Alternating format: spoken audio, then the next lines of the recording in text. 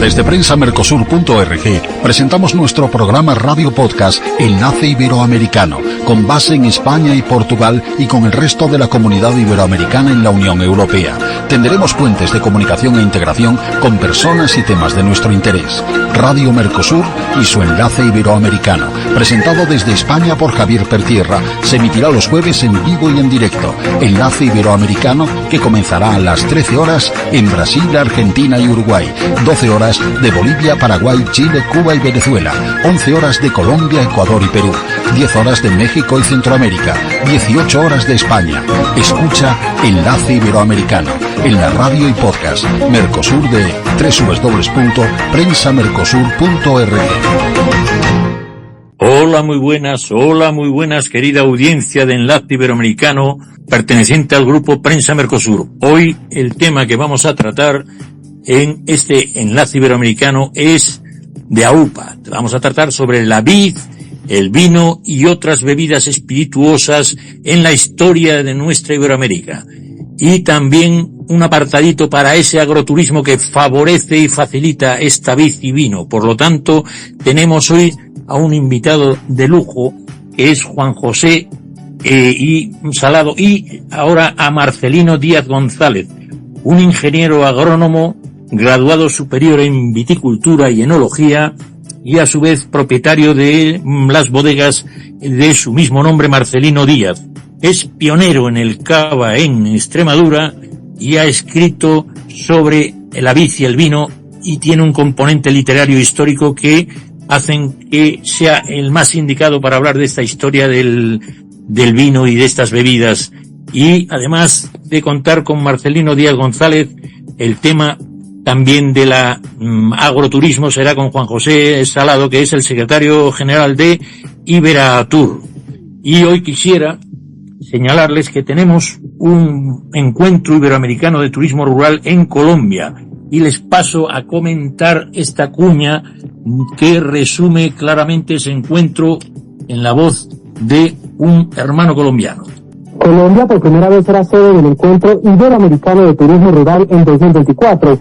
Las citas serán en el departamento del Huila y se recibirán a 22 países. Felicitar a Colombia por la organización del noveno Encuentro Iberoamericano de Turismo Rural, que tendrá lugar a finales del mes de octubre de 2024. Pues este era don Juan José Salado, que nos va a hablar al final del programa. En cualquier caso, esa vinculación entre el mundo agrícola y la vid.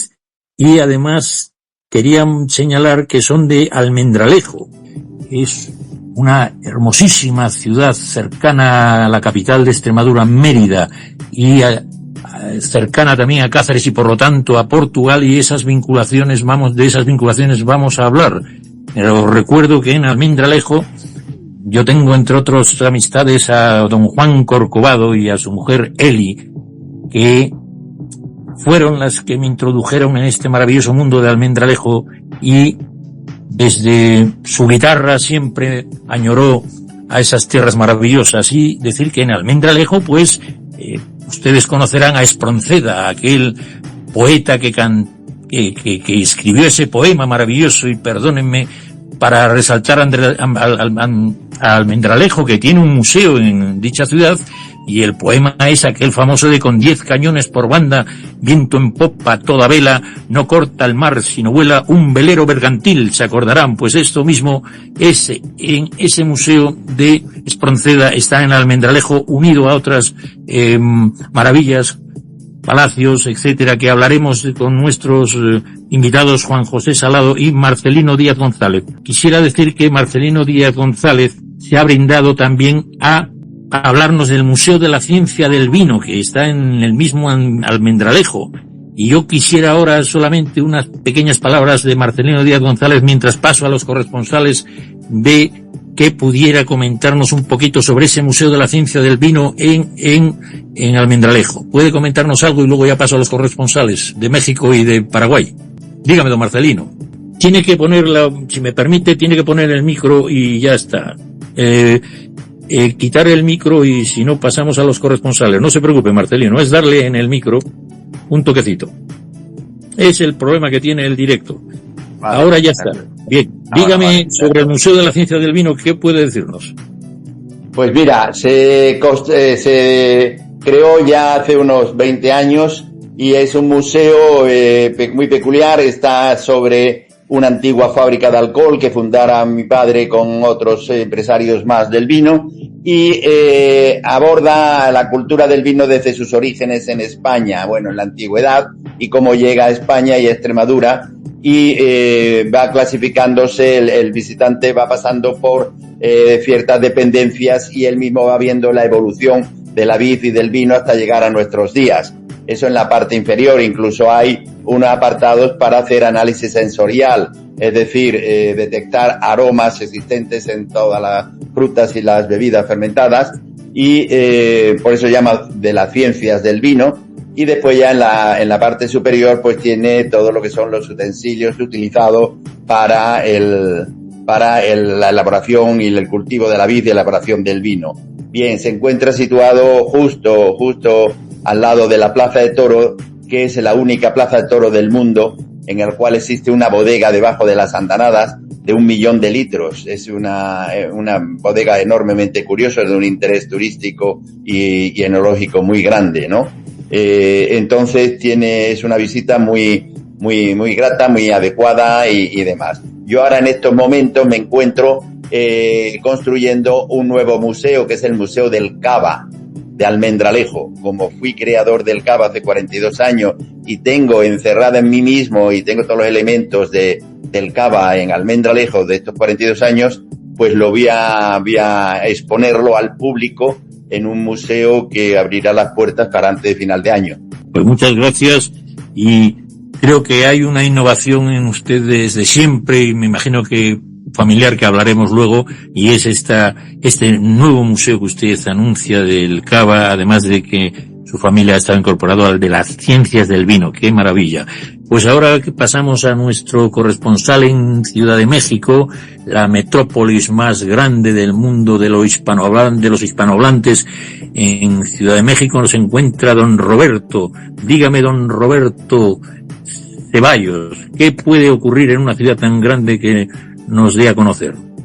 Don Roberto está por ahí al loro cantimploro. O si no, pasaremos a Celia, que está en Asunción, en Paraguay. Celia, coméntanos alguna noticia o algún sucedido en Asunción o en Paraguay. Dígame, Celia.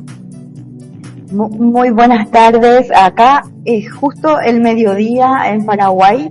Hay un clima nuboso y también estamos con mucha humareda porque hay unos incendios forestales en la zona norte de Paraguay. Entonces estamos padeciendo de una calidad de aire, o sea, poco buena, para no decir que está pésima la calidad del aire en realidad.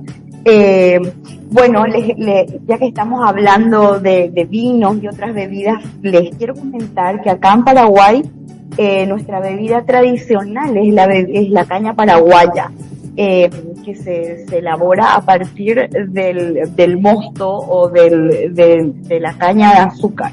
Y bueno, es una bebida que por mucho tiempo flotó debidamente, pero en los últimos años las empresas productoras de la caña paraguaya fueron, digamos, innovando en recetas, en mezclas, y hoy en día es como que, bueno, los paraguayos se sienten más orgullosos de esta bebida tradicional y que se puede tomar en cócteles de diferentes tipos, con diferentes sabores, con diferentes ingredientes y hasta con colores. Pues muchas gracias, Celia, y pasamos a si hay algún comentario que tiene desde México Roberto Ceballos Rodríguez. Dígame, don Roberto, ¿qué ocurre por ahí? Dígame, don Roberto. Con el gusto de saludar a toda la audiencia y a estos máster del vino. Un fuerte abrazo desde Veracruz, desde el puerto de Veracruz. Hoy estamos de fiesta en el 6º aniversario de la Expo turística de los pueblos mágicos. Más de 170 pueblos mágicos en el World Trade Center, en el centro más importante de negocios de esta capital, de aquí del puerto de Veracruz. Están trayendo sus muertas, puesta artesanal pero lo más relevante aparte de las manufacturas es el mezcal y el tequila. El mezcal, que dice el dicho o en esta tierra, es para todo mal, mezcal, para todo bien, también. Es una bebida muy fresca, producida por una serie de agaves y muy popular, con mucho éxito y muy exquisita. Pues seguimos en la fiesta nosotros y estamos atentos a los comentarios. Un fuerte abrazo y les vamos a mandar mezcal para allá del que producimos en nuestra tierra. Un abrazo para todos. Gracias, Roberto. Pues cómo no, estos enlaces sirven, entre otras cosas, para que la Unión Europea, a través de España, pueda conocer esas bebidas tan maravillosas que son el tequila y el mezcal, y que mezclan también con nuestra idiosincrasia. Y ahora también quería señalar que vamos a ver si hay alguna noticia desde la Trinacional, no sé si estará en Ciudad del Este o en Foz de Iguazú, nuestro presidente y director Gilson Carmini. ¿Tiene algún sucedido por ahí para nuestros oyentes que vean que este es un directo de los de verdad? Dígame, don Gilson, si tiene alguna noticia. Muchas gracias, mi querido hermano Javier Peterno. Un saludo cordial para ti y para toda la audiencia de Radio Mercosur, para nuestros invitados en el día de hoy, ¿no?, que están participando de ese enlace, para la Celia, Roberto, y también un saludo cordial para nuestro querido hermano Carlos Castañeda, que en el día de hoy se está encontrando con el presidente de la República de Colombia, ¿no? Entonces hoy está ahí súper feliz, me imagino, Carlos Castañeda, haciendo parte de una gira junto con los periodistas oficiales, junto con el presidente Gustavo Petro de Colombia. Entonces un fuerte abrazo para él. Bueno, yo no soy amante del vino, pero amo Baco y el bacanao, ¿no? Entonces voy a hablar algo del vino brasileño, ¿no?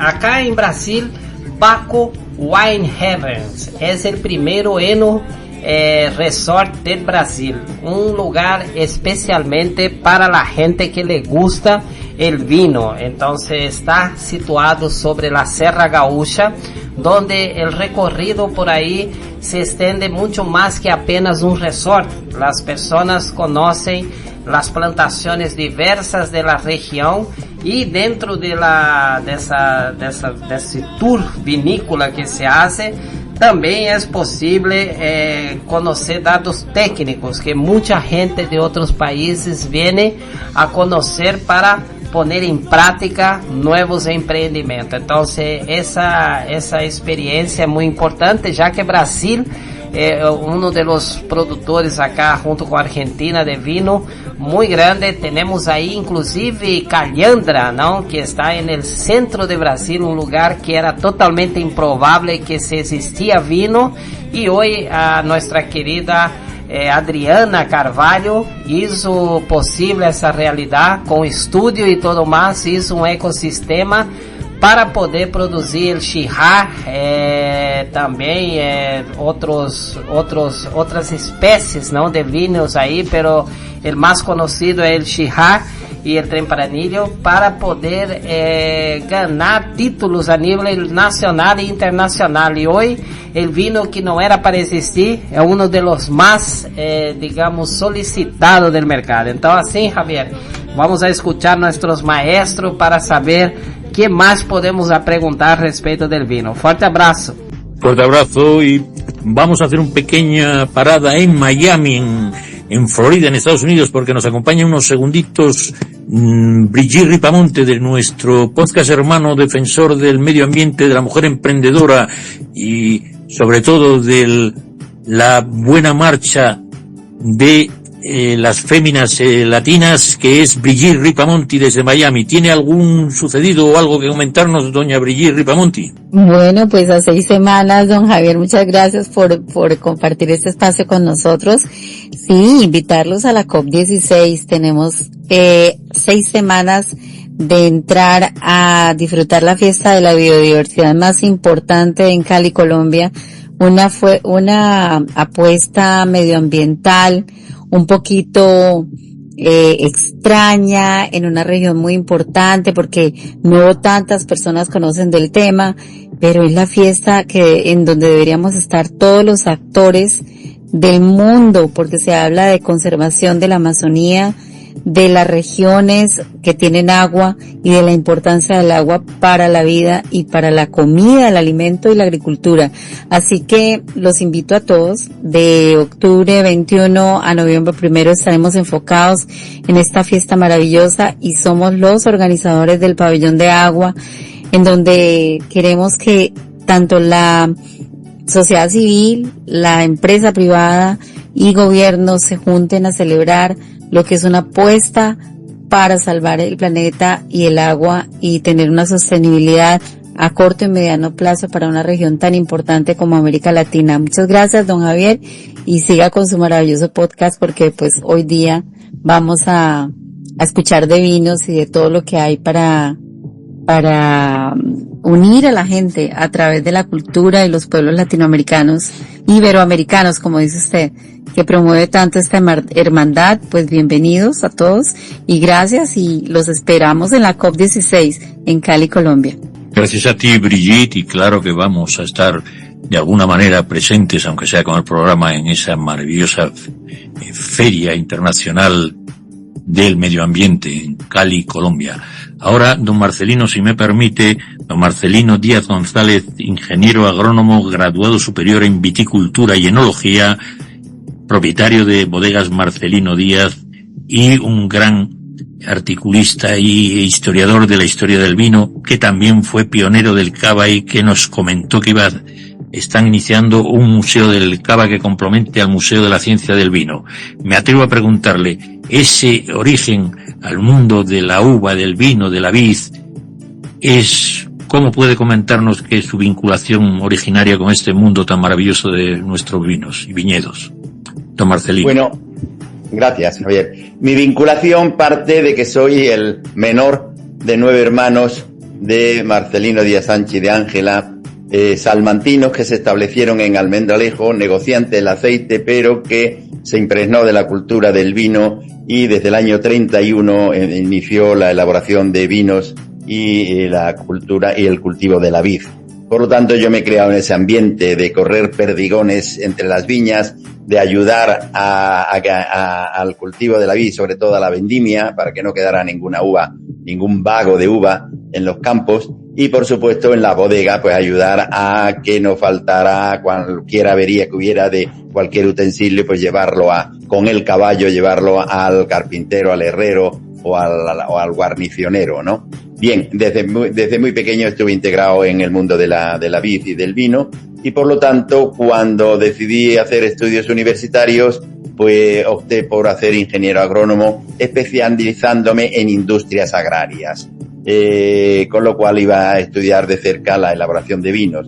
Y no solo estudié eso, sino que después, el último año, hice un año de posgraduado, insistiendo más en el conocimiento de la viticultura y de la enología. De ahí hizo que luego, en mi vida profesional, pues canalizara mis trabajos por la vid y el vino. Al ser el más pequeño de muchos hermanos, pues ya mi padre no necesitaba de más hijos.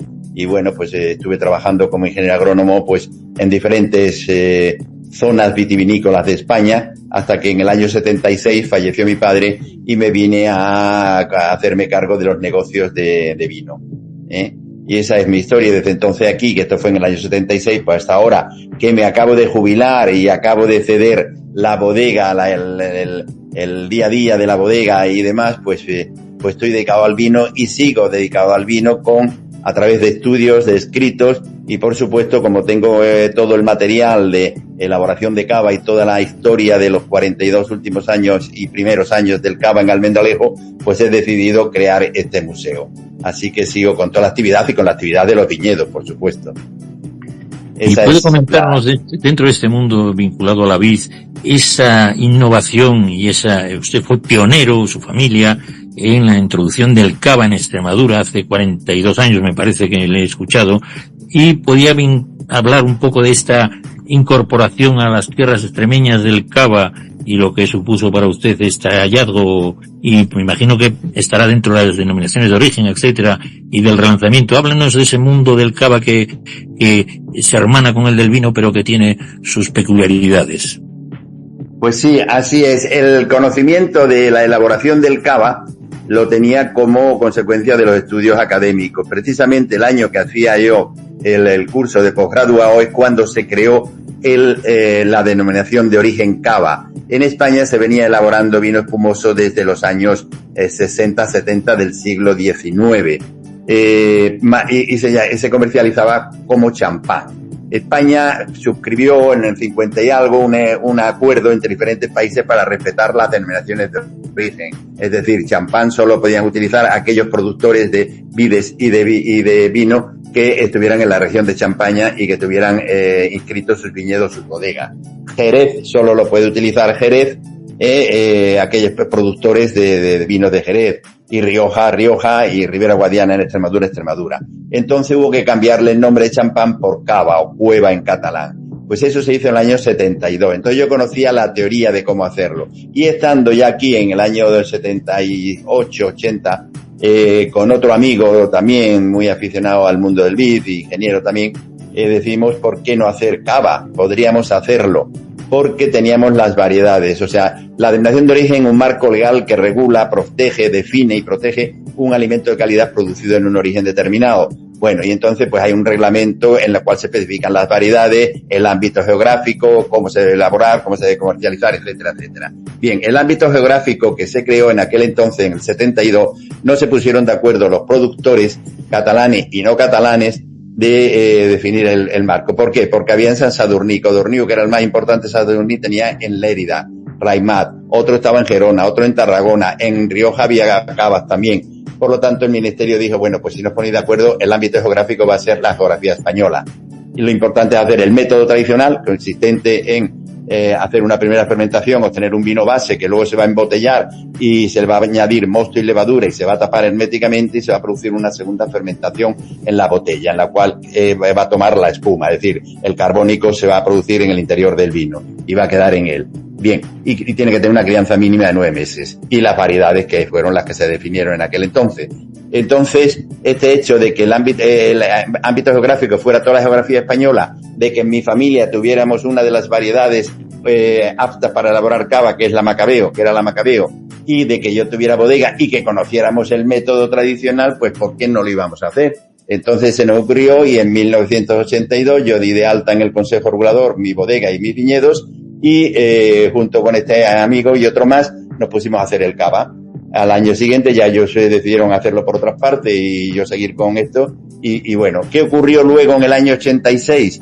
En el año 86 entramos en el mercado común y las leyes españolas había que adaptarlas a las leyes comunitarias y una denominación con un ámbito geográfico tan amplio tendría que pasar a ser una denominación de origen comunitaria. El Ministerio de Agricultura dijo que no estaba de acuerdo, que era una palabra, era una terminología, cava, eminentemente español, que habíamos tenido que cambiar, inventarlo para no poner el champán y hacer competencia con Francia, y entonces no estábamos dispuestos. Entonces dijo la comunidad, pues reduzcan ustedes el ámbito geográfico, que no sea toda la geografía española, y se redujo a la depresión del río Ebro, al valle del río Ebro, donde estaban la mayor parte de las cavas. Los 12 o 14 cavas que estábamos fuera nos dijeron que nos teníamos que ir. Yo en aquel entonces pues le dije precisamente a mi profesor de Gabriel Iravedra, que era el que había llevado los servicios técnicos del INDO, del Ministerio de Agricultura, y dado lugar a la denominación de origen, le dije que yo no estaba de acuerdo, yo estoy dentro y no tengo por qué irme. Bueno, pues presenta un contencioso administrativo contra la ley. Eso hice, ese contencioso llegó al Supremo y el Supremo me dio la razón de que podía seguir elaborando cava tal como lo venía haciendo. Yo dije que no estaba de acuerdo del todo, que las denominaciones de origen se nutren de términos municipales, no de una finca de un propietario, de un elaborador, y que se ampliara el ámbito geográfico con el término de municipal de Almendralejo, cosa que hizo que aprobó el Supremo, el Tribunal Supremo, y entonces pues el Consejo Regulador tuvo que incorporar el término municipal de Almendralejo como este. Fue una decisión muy difícil para mí porque como productor, elaborador, que habías habías utilizado tus conocimientos y habías invertido tus medios económicos y que encima había tenido que pleitear con la administración, pues fue costoso y bueno, pues al final decidí darlo y gracias a eso pues sigo elaborando cava ahora mismo. Pues usted y su familia no solo han innovado el sector de la vid, sino que además es usted un gran articulista y un escritor de la literatura vinculada al mundo de las bebidas espirituosas, del vino, etcétera. Pero antes quisiera también resaltar una innovación que me parece reseñable, y es que Bodegas Marcelino Díaz, además de que tiene esa continuación familiar, está inscrita en la ruta oficial de enoturismo. O sea, ustedes han incorporado al enoturismo de Ribera del Guadiana como rutas enológicas. Usted los explicará, estas rutas que permiten hacerlas a caballo o calesa por esos viñedos maravillosos de Almendralejo, y además han incorporado, y repito, con ese espíritu innovador que tanto le honra a su familia y a usted, una ruta ornitológica con visitas de reproducción de cernícalos y de pájaros en general de la zona, y también con visitas a ámbitos prehistóricos y románticos. Por supuesto, hablábamos del romanticismo de varios escritores, entre ellos Espronceda. ¿Puede usted comentarnos esas rutas de enoturismo, que me parece otra innovación, verdad? O enológicas, como quiera usted llamarlas. Sí. Mira, el turismo, todos sabemos la importancia que tiene hoy día el turismo, y dentro del turismo está el enoturismo, que está englobado a su vez dentro del turismo rural. Existe un gran interés. Yo recuerdo que cuando me casé fui a Estados Unidos y estuve viviendo, por supuesto, California, y me llamó la atención ese interés tan enorme que había por conocer bodegas y conocer acerca del vino. Claro, España, un país, el mayor viñedo del mundo, en el cual ha existido desde tiempo inmemorial, 700, 800 años antes de Cristo, la cultura de la vid, pues no le dábamos importancia a lo que teníamos. Entonces yo me di cuenta de que el turismo enológico era un atractivo más para nuestros clientes y además una palanca para divulgar tus propias marcas, tu cultura del vino y del cava y tus marcas. Entonces nosotros, al hacer una bodega ya nueva, pues incorporamos el enoturismo. Y además de la visita a la bodega con explicaciones de los procesos de elaboración del vino y del cava y de la degustación de vino y cava, pues decidimos incorporar algunas otras cosas, como fue la ruta en Calesa por los viñedos donde se encontró el disco de Teodosio. El disco de Teodosio es la joya arqueológica más importante que hay en el mundo romano y única, puesto que no existe otra igual. Es un disco de 75 centímetros de diámetro y 18 kilos de plata repujada con la esfinge de Teodosio I el Grande, sus hijos, y etcétera, etcétera, y tiene un gran valor, y se encontró en Almendralejo. Se hizo en Constantinopla en el siglo IV y apareció en Almendralejo en 1875. Es decir, podemos ver, ¿no?, la idea, la globalización que había entonces, ¿no? Bien, pues entonces, como elaboré o saqué esta ruta en caballo a Calesa por los viñedos, es una hora de ruta en Calesa por los viñedos y por los olivares, conociendo las diferentes variedades de uva y de aceituna, y en un momento determinado pues paran y se toman un picnic con una botella de vino, de cava y un aperitivo a base de jamón y demás, y aceitunas, que son los productos de Almendralejo, ¿no? Vino y aceituna y jamón, todo el contorno de Extremadura. Bien, esto es una puerta entreabierta, es muy importante. En España, por desgracia, a pesar de ser el mayor viñedo del mundo y ser los terceros en producir, detrás de Italia y de Francia, somos los últimos en el consumo de vino. Es decir, le hemos dado la espalda a la cultura del vino.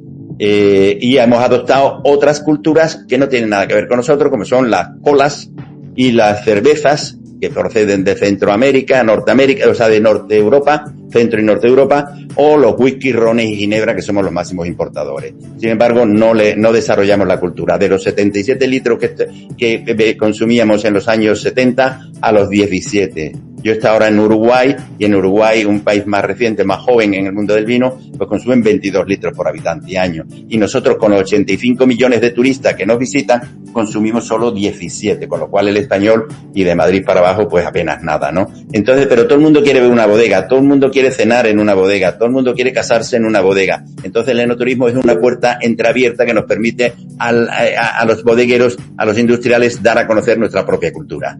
Y por eso la desarrollamos y bueno, en Extremadura, como estamos, es una región muy grande y poco poblada y un poco más lejos de todo, pues no tiene la incidencia que tiene en Rioja, en Ribera o en la zona del Cava, o no digamos en Jerez, que una buena parte de los vinos se venden por las visitas, ¿no?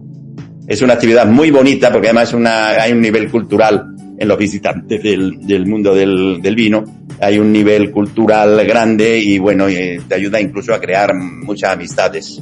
Se la recomiendo a todo el mundo que desarrolle el enoturismo, porque junto con visitar bodegas y enterarse, informarse y degustar vinos y conocer vinos, pues está el turismo monumental de la zona. Muchas gracias. Y también decirle que yo creo que hay una cierta, sabe usted, las multas de tráfico y el exceso de alcohol están reñidos, y hoy en día yo creo que eso ha apartado, porque son tremendamente radicales, y ya sabe que debe también, le pregunto como científico y estudioso del vino, antes de que Brigitte haga su pregunta, ¿hasta qué punto, y luego pasaríamos a la literatura, repito, hasta qué punto cree usted que estas bebidas de vino con baja graduación o sin alcohol pueden ser incorporadas y darle otro aspecto a esa, digamos, multas de tráfico que hacen que uno se vaya apartando de bebidas de cierta graduación? ¿Creo yo que hay parte de esto, o cree usted que esas bebidas no van a reemplazar nunca el vino? Porque yo he probado vinos sin alcohol, y bueno, saben más a mosto, pero pueden pasar. ¿Qué opina de ese nuevo sector innovador que tiende incluso a que haya ginebras sin excesivo alcohol? ¿Qué opina de ese mundo? Teniendo en cuenta las multas administrativas que hay. Vamos a ver, más que la multa, el vino es una bebida excepcional. De él se han elevado, se han seleccionado o se han obtenido más de 1000 elementos en los laboratorios, y son todos ellos elementos naturales, extraídos por la planta, del agua de vegetación, por las raíces, y transformados en los laboratorios de las hojas. Entonces, no hay otro alimento con más diversidad organoléptica que el vino. Y todos son muy favorables, a excepción del alcohol, contenido de alcohol del 10, 12, 13, 14%. El que no es bueno para el hígado, no es bueno. Y entonces hay que tomarlo siempre con moderación. Por supuesto, si se conduce, hay que evitarlo. Hay que evitarlo cualquier bebida alcohólica. Cierto que los que hemos comido y cenado con vino toda la vida, a nosotros no nos altera en la misma medida que aquellas personas que no lo han tomado nunca, pero claro, la ley tiene que establecer un nivel para todos, ¿no? En Francia tengo entendido que era 1,40 o 0,40 lo que había gramos por litro de alcohol en la sangre. Aquí también lo hubo y luego lo bajaron a 0,20. ¿Por qué en Francia y en Italia es así? Porque bueno, son países más productores de vino, entonces tienen más absorbido esa cultura. Pero bien, eso está ahí y hay que respetarlo porque bueno, el tráfico, los accidentes, pues a veces se ocasionan. Pero en esta España nuestra, ahora no es en gran parte por el vino. La juventud, como he dicho, le ha dado la espalda a la cultura del vino y ha adoptado los ginebras con cola, los rones con cola, los whiskies, y eso sí que produce alcoholismo. Con una bebida voluminosa, con dulce, con lo cual pasa muy bien, pero con un contenido de alcohol. Ahí sí que hay que tener cuidado en esta. El vino siempre se ha tomado y se debe tomar comiendo, en las casas, comiendo, con ello, acompañándole comida sólida. Y bueno, entonces ese es el problema que tiene el vino, tiene una gradación alcohólica determinada y hay que respetarla. Cualquier cosa que se haga en orden de reducir ese contenido alcohólico, pues es positiva en cuanto al consumo de alcohol. Sin embargo, para mí, sí, si me permite, Marcelino, sí. Que yo hablaba de otra diversificación, por ejemplo, y ahora paso la palabra a Brigitte, repito, ¿Qué opina, por ejemplo, de algo que gusta mucho, y este es un país que está cercano a los 100 millones de visitantes y de turistas? ¿Qué opina, por ejemplo, de esa llamada sangría que tiene la modalidad blanca y... Un encanto, estupendo. Yo la preparo mucho, sangría de cava, sangría de vino tinto. Es una forma es que ante otras bebidas, mira, yo decía que se han detectado más de 1000 elementos. Las bebidas refrescantes, y no quiero nombrar ninguna, esas son un conjunto de 6-7 elementos minerales disueltos en agua. No hay más. Entonces, sin embargo, en el vino hay más de 1000 elementos naturales obtenidos por la vid. Si a ese conjunto de vino le añadimos algo de zumo de naranja o de zumo de piña y le añadimos fruta, pues es una bebida excepcional y con el menor azúcar posible. O sea, no tenemos por qué cargarle de azúcar, ni de ginebra, ni de ron, ni de coñac. Simplemente el mismo vino tinto con ligero zumo de naranja y diferentes melocotones, la misma naranja, plátano, es decir, diferentes frutas, pues rebajas el contenido de 12 a casi al 50%, ya te vienes a 6 o 7 y tomas todos los elementos minerales positivos que tiene el vino y la fruta, con lo cual me parece una idea estupenda. Desgraciadamente aquí ha quedado relegada para los turistas, que los turistas, como vemos en las playas, en las costas, se toman sus buenas botellas de vino, pero se toman sus buenas jarras de cerveza, de sangría. Es usted un maravilloso divulgador y con una elocuencia que se nota su pasión por el vino. Querría pasar la pregunta previamente a esa salutífera situación que da la piel de la uva, que es el resveratrol o resveratrol. Eso es. El resveratrol, ¿es cierto que tiene esos efectos, digamos, de activación para antidepresivos y de longevidad? ¿O qué opina usted como científico que es? Y sobre todo anticancerígeno. Vamos a ver, todas las frutas de color oscuro, todas estas bayas o frutas, aunque no sean bayas, tienen componentes antioxidantes, tienen elementos antioxidantes con radicales libres. El colesterol no es malo, hay colesterol bueno y colesterol malo, pero el colesterol malo es aquel que cuando se oxida es fatal y encima el cuerpo no tiene donde almacenarlo y produce las trombos en el esto. Sin embargo, cuando tú tienes en tu organismo radicales libres, ese radical libre absorbe, acoge, agarra al colesterol y lo está moviendo por todo el cuerpo. Entonces, todas aquellas frutas de color tienen muchos antocianos y con antioxidantes, y en este caso del vino además tiene el resveratrol, que es, como has dicho, es sobre todo anticancerígeno, prevé o evita o el desarrollo de órganos degenerativos de cancerígenos. Por lo tanto, tiene mucho saludable. El vino tiene mucho saludable, pero tiene ese inconveniente que tiene alcohol y hay que ser moderado en la toma de ello.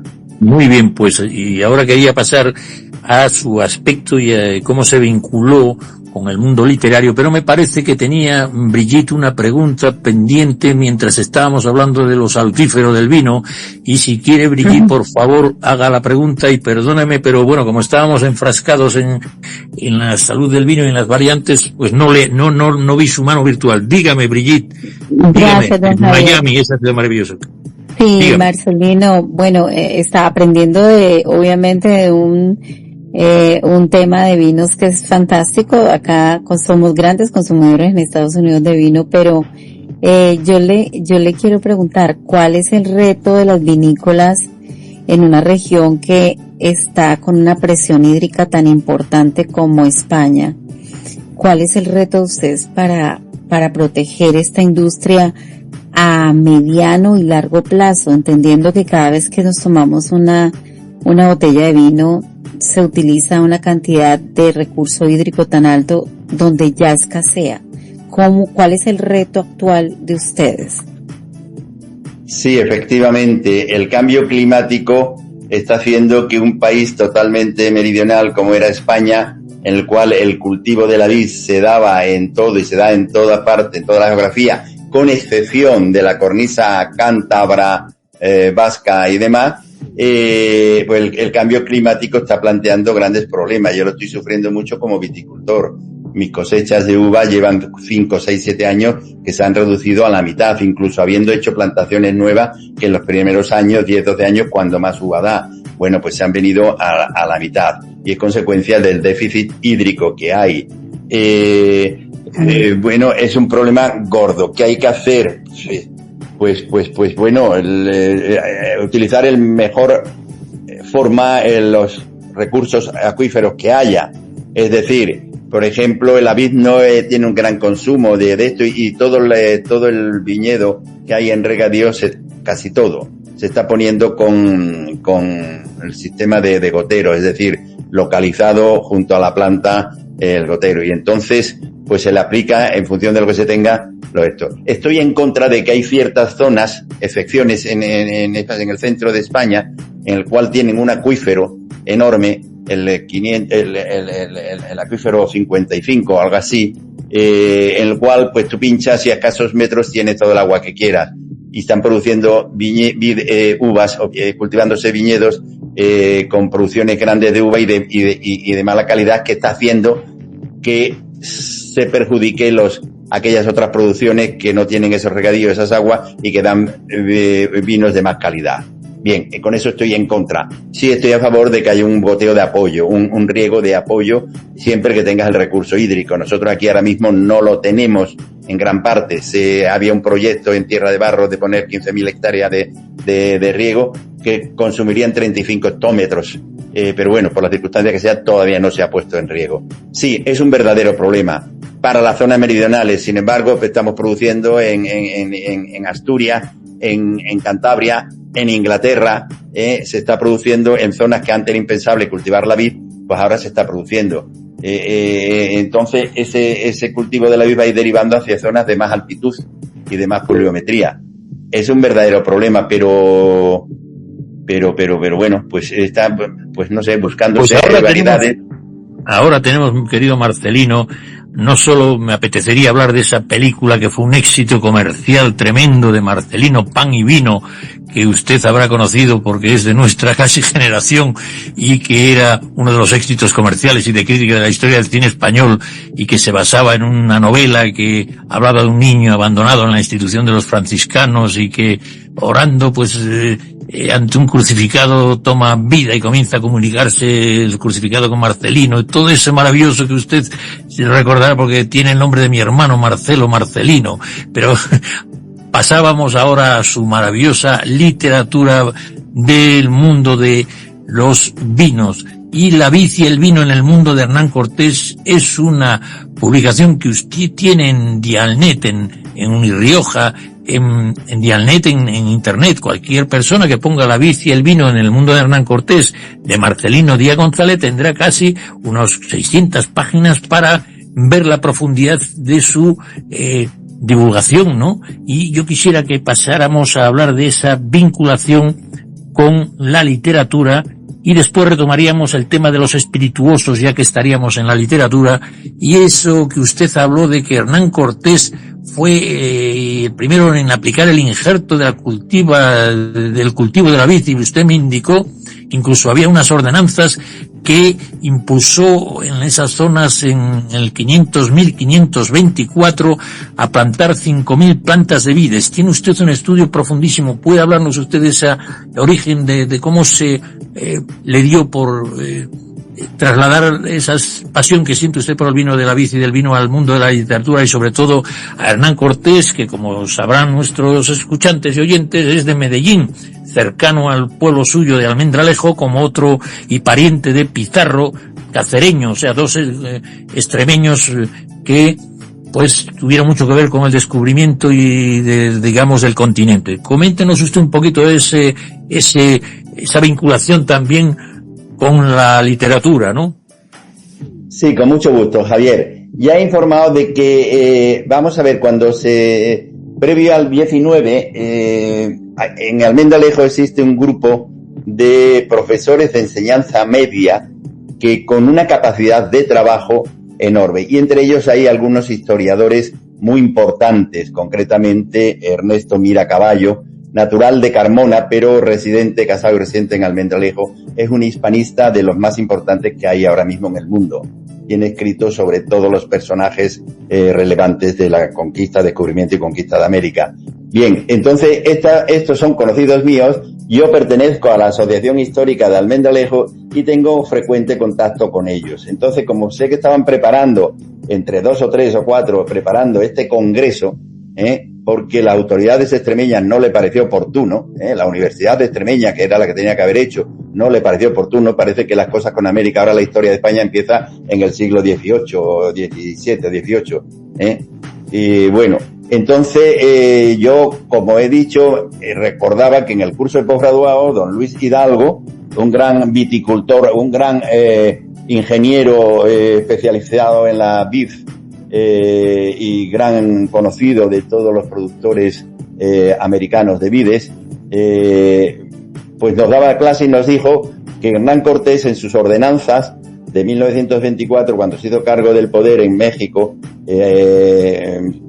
sacó las ordenanzas de buen gobierno. 1500, ¿verdad? 1524, ¿no es así? 1524, no sé lo que he dicho antes. 1524. Pues saca la ordenanza de buen gobierno de la Nueva España, y entre ellas existe una ordenanza que obliga a todos los ciudadanos de la Nueva España que por cada 1000 indios de repartimento que tenían la obligación, so pena de sanción económica, de plantar 5.000 plantas en los 5 años. Sanción económica desde el primer año, o sea que tenía que empezar plantando desde el primero, no en el último quinto. Entonces, Cortés, que había sido encomendero, agricultor, y sabía que ni en la Española primero, ni en Cuba después, ni en el México, en el continente, había vides americanas que no daban uva, y las que él llevaba morían, sería un mal gobernante si obligaba a sus súbditos a plantar 5.000 plantas sabiendo que iban a morir. Entonces, en documento aparte, que estoy tratando debe estar en el convento que fundó él en México, en documento aparte le indica cómo debe hacerlo: ingiriendo la vid castellana sobre la vid de la tierra, es decir, injertando la vid castellana sobre la vid de la tierra. El injerto, y entonces pues pasa a ser el primer injertador de vides, porque gracias a eso se pudo cultivar. ¿Qué ocurre? ¿Cuál era el problema que no conocía Hernán Cortés y que después lo hemos conocido y lo hemos sufrido en Europa? Bien, el problema era que en el continente americano, casi la mayor parte del continente americano, existía una plaga endémica que convivía con la vitis vinífera, con la vid americana, aunque le afectaba algo al sistema foliar, pero convivía con ella. Y cuando se llegan las primeras vides, desde el segundo viaje de Colón, se llevan ya vides, esquejes, sarmientos para plantarlo en la Nueva España, en la Española, pues resulta que tienen un desarrollo fenomenal, clima subtropical, pues tú, pero a los 2-3 años moría. Bueno, entonces eso sigue pasando en la Española, en Cuba y en México. Y entonces pues se achaca a que no hay expertos en el cultivo de la vid. Se achaca, entonces se pide a la corona española que mande expertos en vides y en naranjos, en la plantación y cultivo de vides y naranjos. Cuando llegan sigue pasando lo mismo y se achaca el tema que se abandonan el interés por la vid y se dedican a la búsqueda de oro o al afán del oro. Bien, el obispo Osaka de Osaka en 1525 pues escribe una epístola, una circular, diciendo que ese hecho de que mueran las vides españolas es consecuencia de los pecados que están cometiendo los ciudadanos de la Nueva España. Bueno, pues Cortés, sin saber cuál era la causa, aplica el remedio, que es el injerto, ¿no? Entonces pasa a la historia de ser el primer injertador de vides del mundo, y es un hecho enormemente importante. ¿Cómo lo hizo? ¿Se asesoró? ¿No se asesoró? ¿O es un golpe de intuición que los grandes estadistas tienen? Bueno, como quiera que sea, lo hizo. ¿Esto qué ocurrió? Pues gracias a eso se puede cultivar. Cuando 360 años después, o 300 y pico años después, esa plaga, la Filocera bastrati, llega a Europa, a la Provence francesa, con unas vides de uva de mesa, pues resulta que se desarrolla y acaba con todos los viñedos de Francia en unos cuantos años, de Francia, de Alemania, de Italia, de Portugal, de todos menos España. A España nos protegió los Pirineos, por una vez no fue positivo. Y entonces España estuvo durante 25 años, estuvo produciendo vinos solo en el mundo, y bueno, eso dio lugar a una historia, a otro tema que podríamos hablar en cualquier día. Bien, ¿qué ocurría en América? Porque existía esa plaga, pero sin embargo, cuando Hernán Enrique, este extremeño, médico extremeño, amigo de Hernando Alonso, que fue en busca de ello porque era un experto en alquimia, él, bachiller en Salamanca, y tenía noticia de que había plantas en el Nuevo Mundo que podían, debidamente destiladas, podían obtenerse elixires que curaran todas las enfermedades, pues se fue con el alambique allá, al Perú, ¿no? Al Cuzco. Y cuando en Panamá, curioso, dos amigos de la infancia, un pueblecito de perdido de Extremadura, se encuentran en esas autopistas enormes, cuando él iba en busca de su amigo Hernando Alonso al Cuzco, resulta que él volvía y se cruzan en Panamá. Entonces le da las instrucciones para que se establezca en el Cuzco. Pero los amigos que del barco le dicen que había en el Cuzco, en el valle de Vilca, junto al río Urubamba, un vino ruin que, destilado en ese aparato que llevaban, podría producir un alcohol, un aguardiente, un eau de vie, que valdría en el Cuzco más que el oro y la plata. Entonces le escribe en 1557 a su padre, el médico aquí, estoy ya en el Cuzco, y antes de iniciar mis trabajos como médico, estoy dedicado a elaborar un aguardiente que elabora a partir de un vino ruin, ahora explicaré lo que significa ese vino ruin, y que es de buena calidad y que almaceno en unas botijas que hacen los indios piscos, que son muy buenos ceramistas. Bien, estamos ante el primer elaboración de pisco y bueno, y se recibe ese nombre por las botijas de los indios pisco. Bueno, esto es en 1557 y el hecho es la primera vez que hay escritos que se produce, que se nombra la existencia de vino en América. Todos los historiadores coinciden en que en América no había vino, había otras bebidas fermentadas que se obtenían a partir del maíz, de la chicha, o a partir de la yuca, de la raíz de la yuca, o del ágave, el pulque, etcétera, ¿no? Pero no había vino. Sin embargo, este señor indica que ese vino ruin, por ruin tenemos que entender súper ácido, muy agreste. ¿Qué puede ocurrir?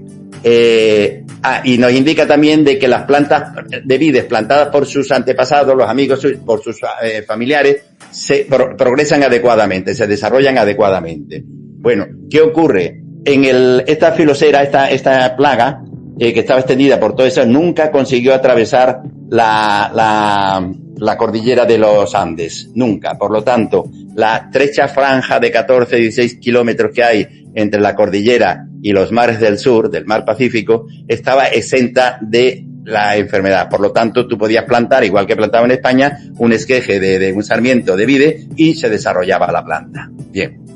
¿Qué ocurre? Que al no existir esta plaga, tampoco afectaba a la vid americana en su sistema foliar, con lo cual podría estar más desarrollado, tener más cantidad de hoja y por lo tanto esas bayas tan menudas que tiene en la vid americana, ahí serían un poquito más gruesas y se podría obtener un jugo que de vida fermentado daría ese vino superácido que denominan ellos ruin.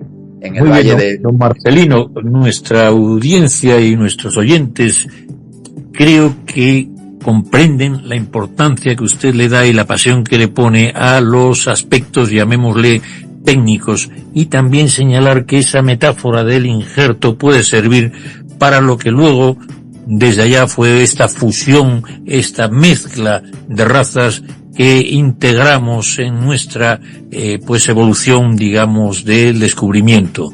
También hoy quisiera reseñar que nos estamos aproximando al final y antes de que usted habla de esos bebidas espirituosas de allá, como es el pisco, la tequila y el mezcal, que le dejamos para el cierre del programa, para que vean que esa vid y esas uvas que usted también nos ha relatado, que han producido esas fusiones de nuevas bebidas, pues quisiera presentar, aunque tendremos un programa aparte, a Juan José Salado, que se ha brindado a estar un ratito con nosotros, que es el secretario general del Instituto Iberoamericano de Turismo Rural y Agroturismo, Iberoatur, que pueden ustedes ver que hemos presentado al inicio del programa esta Iberoatur, que va a tener un encuentro de este turismo rural y agroturismo en Colombia. Él nos explicará unos segunditos, porque creo que merece que cuando en octubre o noviembre, tenga ese encuentro, merecería, por la gran proyección e importancia que tiene este sector, en un programa aparte. Y además que él es también, creo, secretario general de una fundación Ciudadanía, que entre otros objetivos tiene la de cooperación internacional, el desarrollo y la inclusión. Tenemos el lujo de que ambos son de Almendralejo, junto con otro gran personaje conocido por mí que nos lo presentó, don Juan Corcovado, al cual y a su guitarra le rindo un gran homenaje. Besos a él y su maravillosa mujer. Y don Juan José Salado nos podría introducir un poco en este mundo del turismo rural, porque le debo de percibir que hemos tenido en el enlace sudamericano de la semana pasada a un encuentro que hubo de la rural cerca de Córdoba, Argentina, en Cuarto, que es el origen del lugar de nacimiento de un gran colaborador nuestro, y que me atrevería a decir que nos presente usted un poquito esto de Iberoatur y ese instituto, así como la reunión, me parece que es la 9ª que van a tener ustedes en Colombia. ¿Podría hablarnos un poquito de esto, estimado don Juan José Salado? Sí, hola, buenas tardes y gracias, Javier, por la invitación, y gracias a Marcelino por habernos puesto en contacto. Siempre es un placer escuchar a Marcelino por tanto conocimiento, que además está siempre encantado de conocer su amplia experiencia y todo ese conocimiento, ¿no? Bueno, pues sí, yo invitaros también a Radio Mercosur a que conozcáis más el Instituto Iberoamericano de Turismo Rural, que si bien arranca, da sus primeros pasos en el año 2016 organizando el primer encuentro iberoamericano de turismo rural, pues bueno, ya estamos este año en Colombia preparando el 9º, ¿no? El 9º, y precisamente teníamos una reunión con los 22 panelistas, puesto que en los encuentros se reúnen especialistas en diferentes materias de los 22 países que conformamos Iberoamérica, ¿no? Iberoatur precisamente que se pone en marcha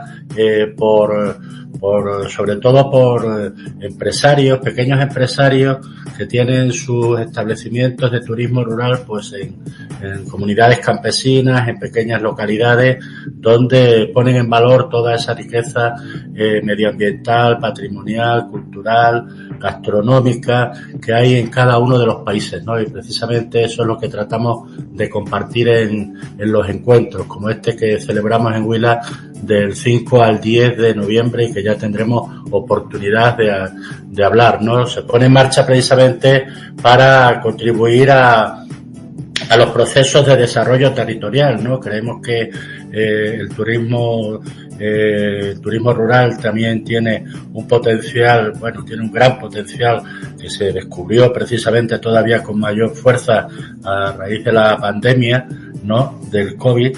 Y que tiene una riqueza que está tratando de articularse en este contexto iberoamericano, y estamos viendo cómo los diferentes agentes que conforman Iberoatur, que son estos emprendedores que gestionan, gerencian establecimientos de turismo rural del tipo que sea, las asociaciones que los agrupan, las instituciones que los apoyan, las universidades que de alguna manera también dan luz y conocimiento e investigación a lo que va a ser el futuro del turismo rural. Eso conforman los agentes, ¿no? Precisamente Marcelino Díaz forma parte de uno de esos grupos de agentes que recientemente se ha constituido, que es el del turismo enológico, y como ese grupo que ya está activo precisamente, especialmente entre el Marcelino y los compañeros de Uruguay, pues bueno, participan desde Chile. Estamos pendientes de incorporar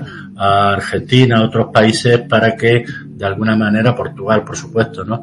Pero como hay esos grupos, están los del café, del cacao, del agroturismo, como digo, hay una red de universidades que trabajan en esto, otros de medios de comunicación, precisamente, que ya os invito a participar, que promueven también el turismo rural. De alguna manera, lo que tratamos es poner ese granito de arena para que todo lo rural, todo lo que tiene que ver con ese patrimonio tan importante que a veces ha tenido cierto olvido, especialmente en Iberoamérica, porque no ha tenido ningún apoyo desde los gobiernos para animar, incentivar lo que son estos pequeños negocios. Pues bueno, de alguna manera es lo que queremos hacer desde Iberoatur, y venimos haciendo a través de estos encuentros que anualmente se celebran en diferentes países. El próximo, en el año 25, se va a celebrar en Cuba y os queremos invitar desde ya.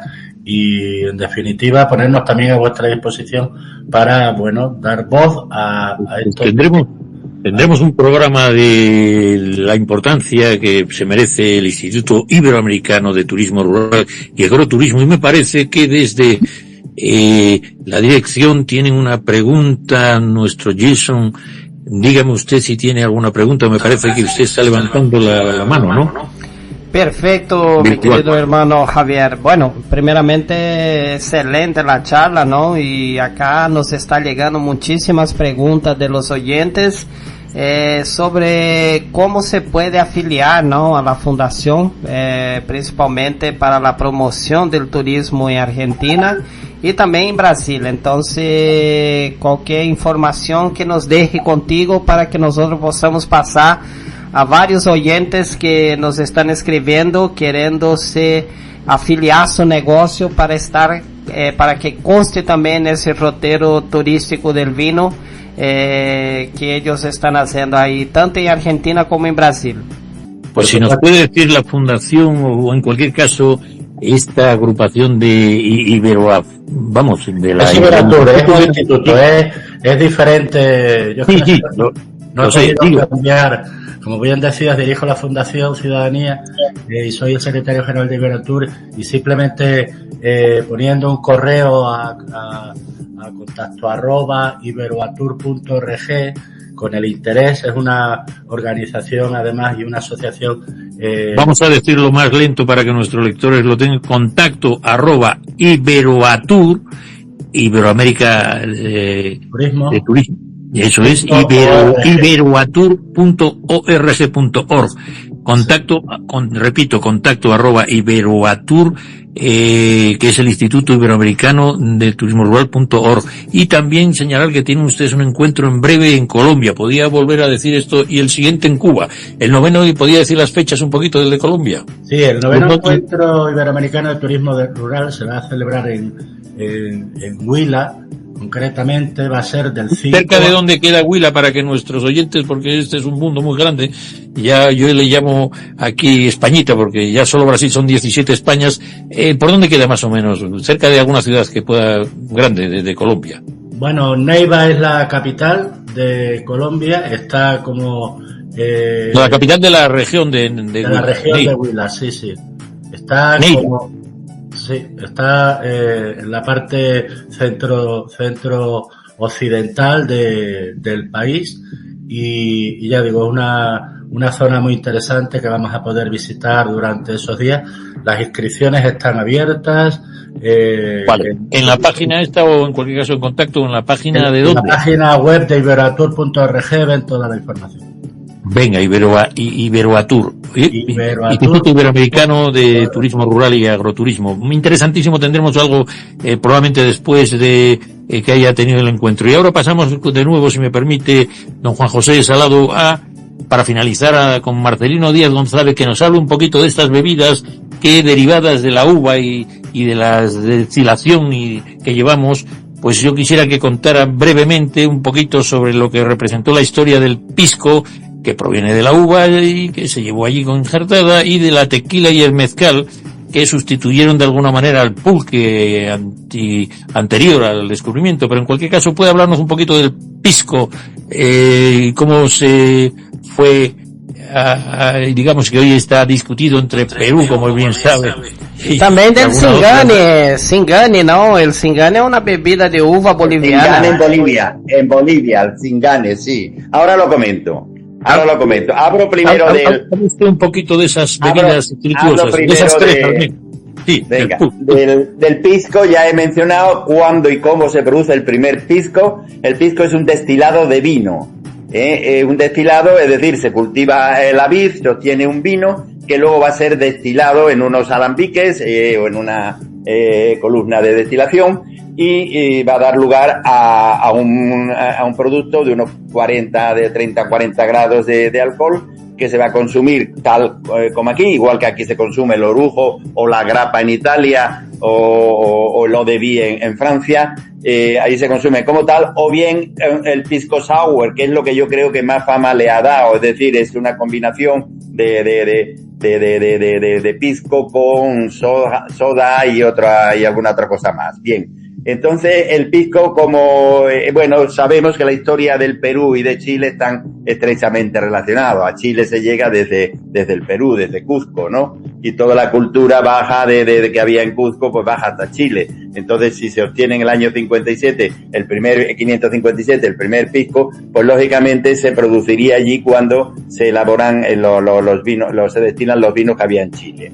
Hoy hay un contencioso administrativo entre los estados de Chile y de Perú acerca de la utilización del nombre pisco. Bueno, en este escrito se demuestra claramente que el primer pisco se hace en el Cusco y por este médico Hernando Enrique de Barcarrota. Bien. Es una vida que está muy desarrollada. Chile produce mucho más pisco que el Perú, pero bueno, en ambas partes se elabora y forma parte de la cultura peruana y chilena.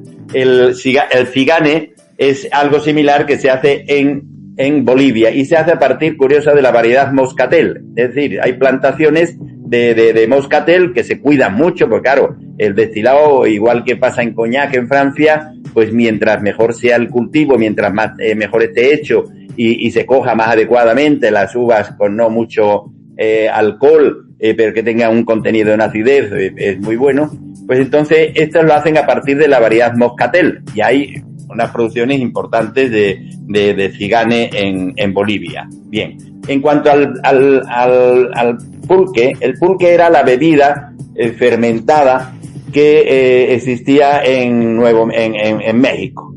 Bien, cuando llegan los españoles. Entonces, esto se obtiene del ágave, le hacían una incisión y cogían ese jarabe que sale de la hoja del ágave. Eso se recogía, se diluía, porque como tal le pasa como a la miel, por lo tal no fermenta, pero si se diluye, sí fermenta y daba lugar a una bebida fermentada de 2, 3, 4 grados de alcohol, al cual se le incorporaban numerosas frutas, y otras cosas y demás, ¿no? Entonces había una variedad de pulque enormes, y bueno, y esto está muy desarrollado en México. En los demás estados americanos, cuando los españoles llegan, ya te digo, la existencia de vino no la había, pero sí había muchísimas bebidas fermentadas que le llamaban diferentes nombres. Los españoles la asociaron todo con la chicha. La chicha es una palabra muy castellana que utilizamos pues para la carne picada de la matanza para hacer los chorizos, los salchichones, ¿no? Pues entonces lo englobaron todo bajo la palabra de chicha.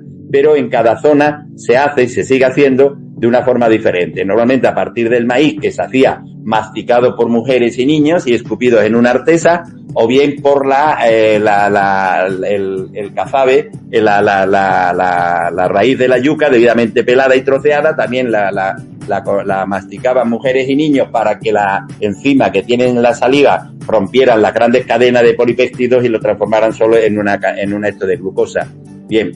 Y de esa forma fermentaba. A eso en fermentación le añadan, pues, algunos, como algún amigo mío del Perú, un cliente mío, pues, dice que lo hacía con su abuela cogiendo fresas salvajes. Pues le mandaba a cierto sitio donde había fresas silvestres y se la echaba. Y entonces estaba continuamente chisporreando, porque claro, el azúcar de la fresa iba fermentándose y echando el carbónico que desprende la fermentación. Bien, son las bebidas que aún sigue. Yo creía que había desaparecido, pero siempre que hablo con algún iberoamericano me dicen que su abuela, que su madre lo hacía y que ayudaban a su madre o a su abuela a hacerlo. Yo no la he probado, por desgracia, no la he probado nunca, pero espero probarla algún día. Estas son las bebidas. Entonces, ¿qué ocurre? Cuando ya llegan los españoles, Hernán Cortés también lleva ya alambique, claro. Hernán Cortés, como consumidor de vinos y de orujos y de brandis y de destilados, pues lógicamente empieza a desarrollarse también la aplicación del alambique. Al obtener el alambique, ¿qué es lo que hace? Destilar una bebida fermentada y obtener una mayor concentración del alcohol. Normalmente todas las bebidas fermentadas están en torno a los 40 grados, o algunos hoy se está rebajando hacia 30, pero en general están en torno a los 40 grados. Y de ahí se empezó a desarrollar el tequila. El tequila parece ser, bueno, y el mezcal son similares, lo único que el mezcal tiene que ser el 100% alcohol destilado del ágave, y sin embargo el tequila puede admitir un 50% de otros alcoholes. Ahí me gustaría que si algún día se quisiera hacer, tenemos a la representante de la ruta del mezcal y del esto, que estuvo en el Congreso de Uruguay, de turismo rural, y quien podría informarnos muy bien sobre esto. O sea, yo le he mandado información, no sé si nos estará oyendo, pero yo le he mandado información de este podcast y bueno, a ella, si quieres, en algún momento se la puede entrevistar para que nos hable con más detalle del mezcal y del tequila. ¿De acuerdo?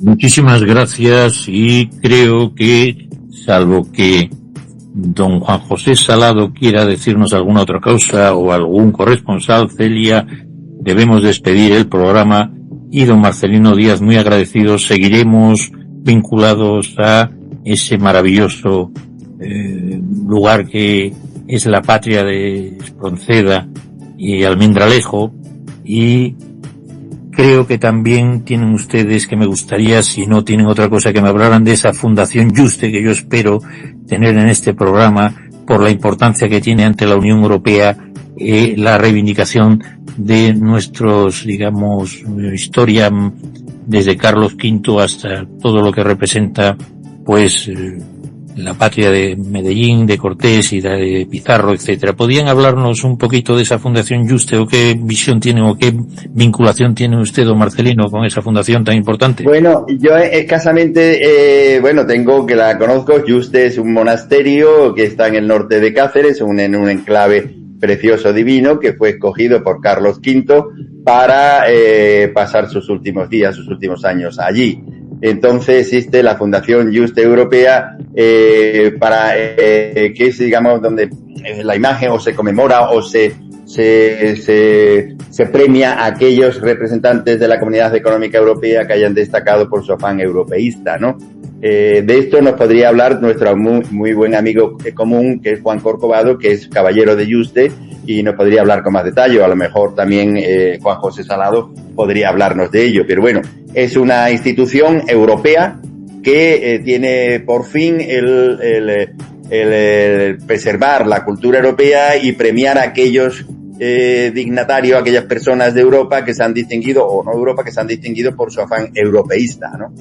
Y bueno, yo invito a todos que algún día vengáis por Extremadura y conozcáis este monasterio, que fue enormemente importante, que es enormemente importante, y el de Guadalupe, Guadalupe para América era el mayor centro mariano de advocación mariana en España, y eso hizo que todo el español que partía para América y que podía, pues iba a visitar a la Virgen para pedirle ayuda en el viaje. Y cuando regresa Colón y regresa Cortés y regresan todos, lo primero que hacen cuando desembarcan en Sevilla es venir a Guadalupe a dar gracias a la Virgen por el esto. Y eso hizo que las primeras noticias del Nuevo Mundo llegaran antes a Extremadura que incluso a los reyes católicos, además. Y eso hizo que en el año 1504, 1503, en la Nueva España, en la isla de la Española, de los 1.500 habitantes, había 1.000 eran extremeños, y extremeños de la categoría, pues, de Cortés, de Pizarro, de Hernando de Soto, etcétera, etcétera, ¿vale? Pues, sí, bueno. Solamente